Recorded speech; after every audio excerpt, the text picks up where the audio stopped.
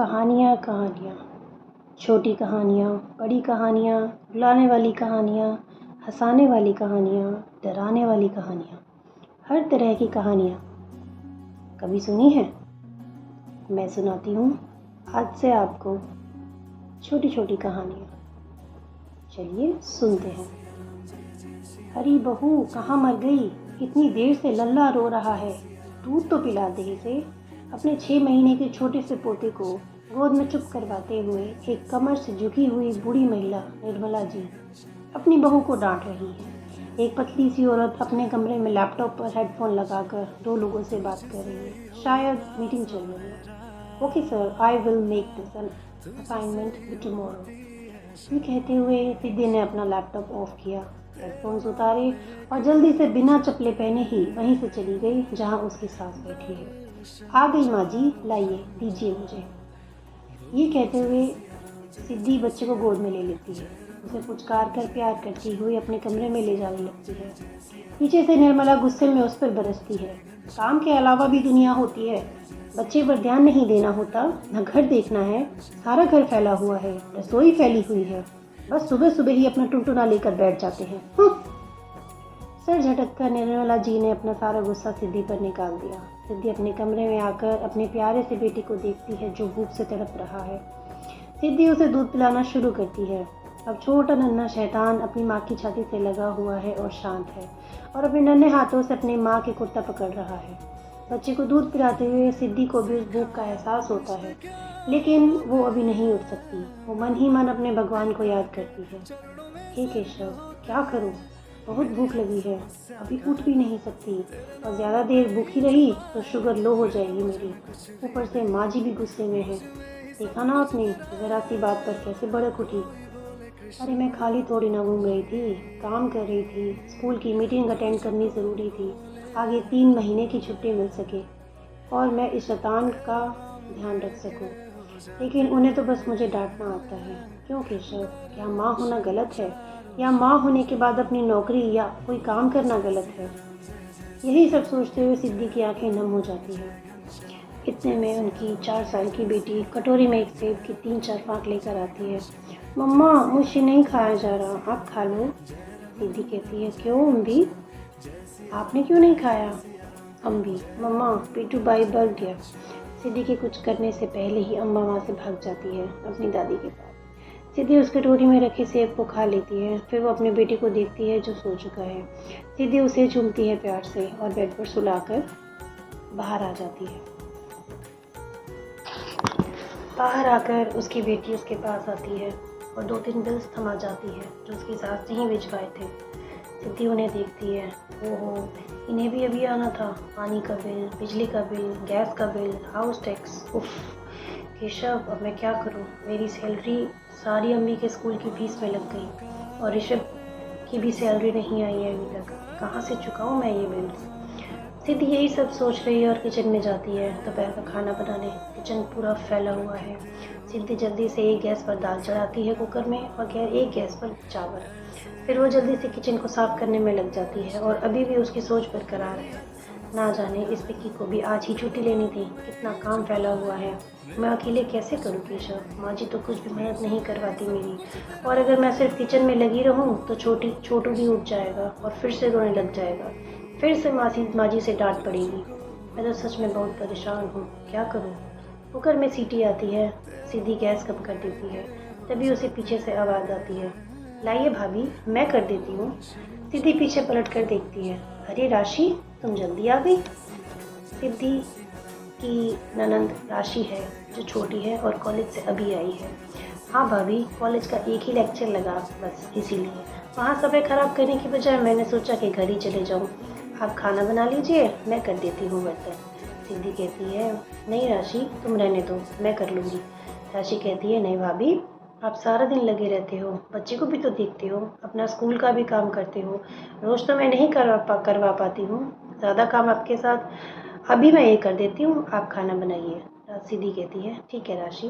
राशि और सिद्धि दोनों मिलकर काम खत्म करने लगते हैं। सभी खाना खाते हैं। इतने में वो नन्हा सा शैतान फिर उठ जाता है। सिद्धि मन में, लो, अब तो मेरा सोना हो गया। राशि उसे गोद में उठाए हुए, अले अले मेरा गोलगप्पे, उठ गया मेरा बच्चा, बुआ के साथ खेलेंगे। अम्मी कहती है मैं भी खेलूंगी बुआ के साथ। राशि कहती है हाँ हाँ चलो, हम छत पर झूले में बैठेंगे। सिद्धि कहती है राशि रुको, ये अभी उठा है, कहीं तुम्हें गिला ना कर दे। राशि कहती है हाँ भाभी, ये सबसे पहले करा लो काम। सिद्धि चुटकू को फ्रेश करवा कर उसको लाकर राशि को दे देती है। राशि दोनों बच्चों को लेकर छत की ओर चली जाती है। सिद्धि अपने बेड पर लेटती है और 2 घड़ी आंखें बंद करने को उसकी आंख लगी ही थी कि उसका फ़ोन बजता है। वो नींद में भरी हुई आंखों से देखती है, ऋषभ नाम फ्लैश हो रहा है तो वह नींद में ही उठा लेती है। हाँ जी ऋषभ। ऋषभ कहता है मैं 1 घंटे में आ रहा हूँ सिद्धि, एक सरप्राइज़ है तुम्हारे लिए। सिद्धि कहती है ठीक है आ जाओ। ऋषभ कहता है सिद्धि बाहर बारिश का मौसम है, ब्रेड पकौड़े बना दो ना प्लीज़। सिद्धि परेशान है लेकिन फिर भी उसे मना नहीं कर पाती। ठीक है आप आ जाइए, मैं बना दूँगी। ऋषभ कहता है लव यू मेरी जान। सिद्धि फ़ोन रख देती है। अब उसकी नींद गायब हो गई है। उसे फिर से फ़ोन आता है लेकिन अब की बार उसके स्कूल से कॉल है। जी सर। उसके प्रिंसिपल उसे एक और काम सौंप देते हैं। सिद्धि कहती है जी सर, कल असाइनमेंट के बाद मैं कोशिश करूँगी इस पेरेंट से बात करने की। फ़ोन बंद हो जाता है। सिद्धि फिर से अपने केशव को याद करती है। उफ, इतना सारा काम मैं कैसे करूँ केशव। छुट्टियाँ दी है स्कूल वालों ने या काम दिया है घर से। छोड़ भी नहीं सकती अपनी नौकरी, नहीं तो दिक्कत हो जाएगी। सिद्धि उठती है, फिर से किचन साफ करके ऋषभ के लिए पकौड़ी की तैयारी करती है। इतने में राशि और बच्चे भी नीचे आ जाते हैं। राशि कहती है भाभी इसको भूख लगी है। सिद्धि कहती है थोड़ी देर और संभालो राशि, मैं तुम्हारे भैया के लिए खाने की तैयारी कर रही हूँ। राशि कहती है मैं करती हूँ, आप इसे देखिए। सिद्धि को मजबूरन जाना पड़ता है। राशि तैयारी करके रख देती है। निर्मला जी अपनी माला फेरते हुए अंदर आती है क्योंकि बारिश शुरू हो चुकी है बाहर। अरे बहू कहाँ मर गई। राशि गुस्से से अपनी माँ को कहती है माँ भाभी नोनू को सुला रही है, मुझे बताओ, और क्या जब देखो तब kit kit kit kit kit kit करती रहती हो तुम भाभी के साथ। निर्मला उसे गुस्से में घूरने लगती है तो किस पर करूँ, बहू है वो, काम तो करेगी ही। राशि कहती है माँ अगर मेरी शादी के बाद मेरी सास ऐसा करेगी और मैं आपको बताऊँ तो आपको कैसा लगेगा। निर्मला कहती है अपना काम कर जाके, मुझे मत सिखा। निर्मला माला जपते जपते अपने कमरे में चली जाती है। इतने में ऋषभ घर में आता है और सीधा रिद्धि के पास चला जाता है। रिद्धि की गोद में से नन्हा शैतान अपने पापा की आवाज़ सुनकर दूध पीना छोड़ देता है और ऋषभ से मिलने के लिए उछलने लगता है। ऋषभ कहता है ओए मेरे शैतान। ऋषभ उसे खूब लाड करता है। सिद्धि उन दोनों को देखकर मुस्कुरा देती है। ऋषभ अपना बैग सिद्धि के हाथों में देता है। सिद्धि कहती है क्या है इसमें। ऋषभ कहता है खोल कर देखो। सिद्धि उसे खोलती है और उसमें पैसों का बंडल होता है। ये सब। ऋषभ कहता है टेंडर पास हो गया और प्रोजेक्ट अब मुझे मिलेगा, ये उसी का एक हिस्सा है जो मैंने पहले ही ले लिया है। सिद्धि कहती है अच्छा किया ऋषभ, मेरी टेंशन दूर हो गई। राशि उनके कमरे में आती है खुश होती हुई। सिद्धि कहती है अब तुम्हें कौन सा खजाना मिल गया। राशि कहती है कॉलेज बंद हो गया 2 दिन के लिए, हमारा जो डीन था उसकी वाइफ की डेथ हो गई इसीलिए। सिद्धि कहती है ओह ये तो बहुत बुरा हुआ, भगवान उनकी आत्मा को शांति दे। राशि कहती है भाभी आपका प्रोजेक्ट बना दूं क्या, मेरे पास अभी कुछ काम नहीं है। सिद्धि कहती है हाँ बना दो, फाइल हो रही। राशि फाइल उठाकर चली जाती है। सिद्धि ऋषभ के लिए खाना बनाती है। निर्मला जी भी ऋषभ के साथ पास आकर बैठ जाती है और सिद्धि की बुराई करने लगती है। सिद्धि फिर से अपने मन में भगवान जी से बात करती है। हे केशव अब ये गुस्सा न करें मुझ पर, पहले ही हमें टाइम नहीं मिलता एक दूसरे के साथ, और माँ जी उन्हें कुछ कुछ कह रही हैं और वो भड़क गए तो मेरा तो रोना ही निकल जाएगा। सिद्धि शाम की जोत जलाकर पूजा करती है और अपने मंदिर में बैठे राधा कृष्ण की मूर्ति को बड़े प्यार से निहार रही है। उसकी आंखों में आंसू है। फिर वो उनसे बात करने लगती है। जानती हूँ केशव हम मुझसे ही नहीं अपने सभी भक्तों से बहुत प्यार करते हो, तभी तो कोई भी मुसीबत आने से पहले ही उसका हल भेज देते हो। आपका और आपके भक्तों का रिश्ता ही अलग है, सिर्फ क्या प्यार के बदले आप उन्हें सब कुछ दे देते हो।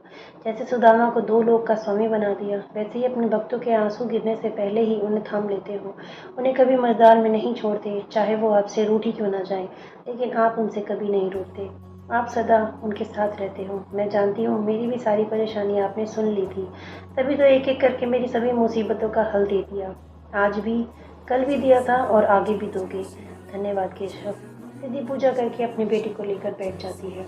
सच ही है, जो रिश्ते भगवान ने हमें दिए हैं उन्हें ठीक करते करते, उन्हें संभालते संभालते हम उन्हीं रिश्तों में गुम हो जाते हैं, उस रिश्ते को भूल जाते हैं जो हमारा उस परम पिता परमेश्वर से है।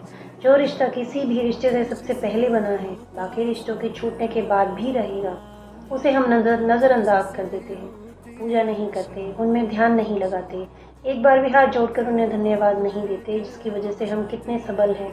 आँखें होने के बावजूद हम उन्हें नहीं देखते, हाथ होने के बावजूद हम जोड़ते नहीं उनके आगे, कान होने के बावजूद हम उनका नाम सुनकर भी अनसुना कर देते हैं। जुबां होने के बावजूद हम सिर्फ 2 बार राम का नाम नहीं ले सकते। क्यों? क्योंकि हमने खुद को माया जाल में बांध दिया है, जानबूझकर, और अब निकलना भी नहीं चाहते, शायद निकल भी नहीं सकते।